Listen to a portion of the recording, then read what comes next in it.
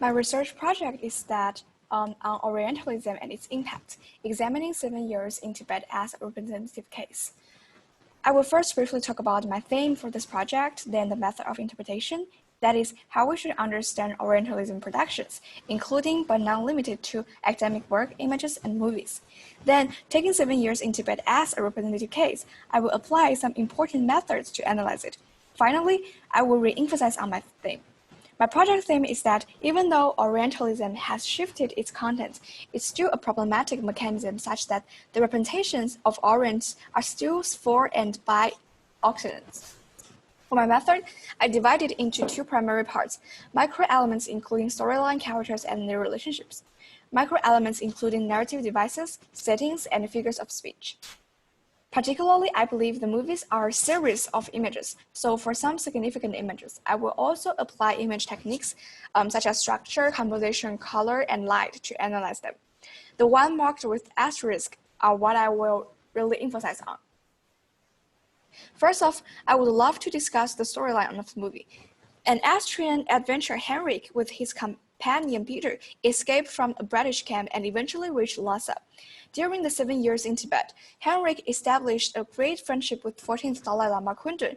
This storyline is particularly intriguing that the Occidents are no longer the one who provides help as those in Lost Horizon, but they are actually seeking for help from Tibet. Most importantly, unlike Lost Horizon that Robert and his crowd were hijacked to Shangri-La, in this movie, Henrik and Peter voluntarily went to Tibet. Therefore, we can see a shift of authority such that Tibet now is the one that can either welcome or drive away these Westerners. In addition, unlike previous Orientalism productions that projecting the minority group as one single identity that is either friendly, spiritual, or barbarous, here the images of Tibetans are far more complex.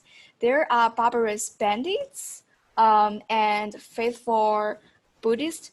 This person in the center is a warm and welcome politician, and he's also the one who helps Henrik and Peter stay in the Tibet.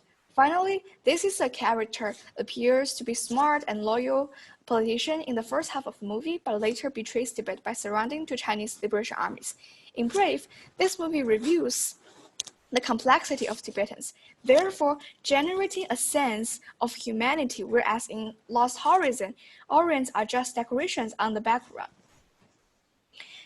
In addition, the relationship between Henrik and Kundun is also interesting but quite complicated.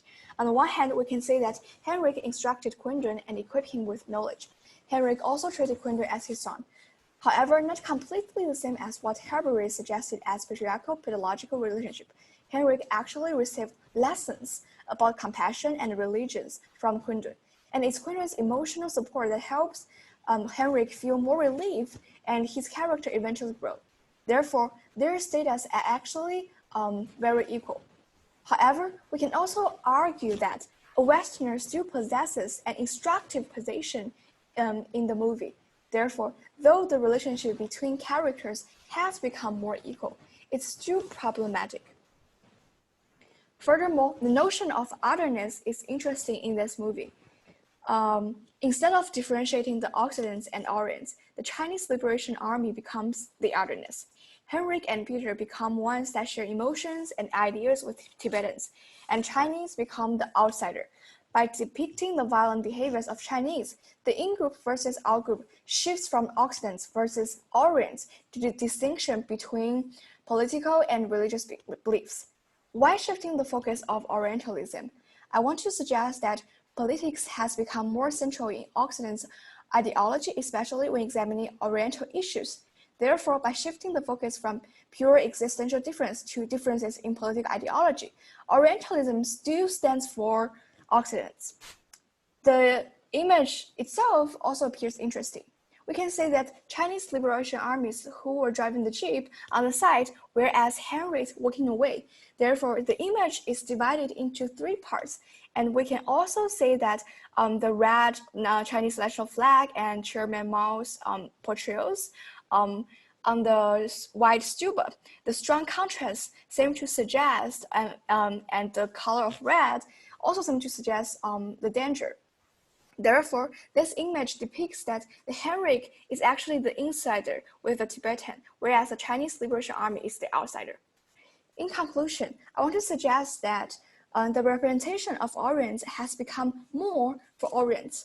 However, the core of Orientalism is still unchanged, such that it seems to only assimilate similar ideology instead of embracing